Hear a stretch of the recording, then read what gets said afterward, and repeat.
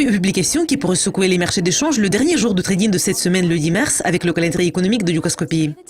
La balance commerciale de l'Allemagne pour janvier va ouvrir l'ordre du jour à 7 heures.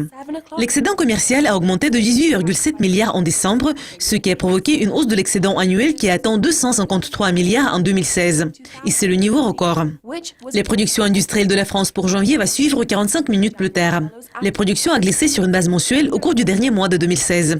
Et cela a suivi une forte hausse de 2,4 enregistrée au cours du mois précédent. Plusieurs publications du Royaume-Uni vont paraître à 9h30, y compris les chiffres du commerce pour janvier. Le déficit commercial des biens a reculé en décembre par rapport au niveau de 11,6 milliards dans le rouge enregistré en novembre. La deuxième publication qui va paraître à la même heure est celle des données sur la production de janvier.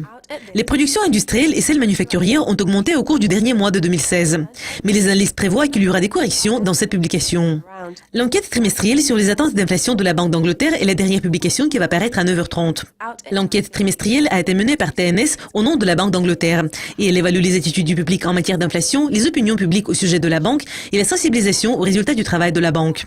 La publication de l'autre côté de l'Atlantique, qui pourrait avoir la plus grande influence sur le billet vert, va paraître à 13h30 GMT. Et c'est le rapport sur l'emploi des États-Unis pour février, avec les données sur les emplois non agricoles. Le rapport sur l'emploi d'ADP de cette semaine a montré des données fortes. Les emplois du secteur privé ont augmenté de près de 300 000. Et c'est également un signe du renforcement des données du rapport sur les emplois non agricoles. L'enquête sur les forces de travail du Canada pour février, qui est d'une grande importance, va paraître à la même heure. L'emploi a augmenté de 48 000 en janvier, se basant sur les gains enregistrés au cours des derniers mois de 2016.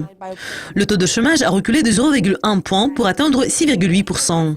Le PIB NIESR du Royaume-Uni pour les 3 mois terminés en février sera disponible à 15 heures.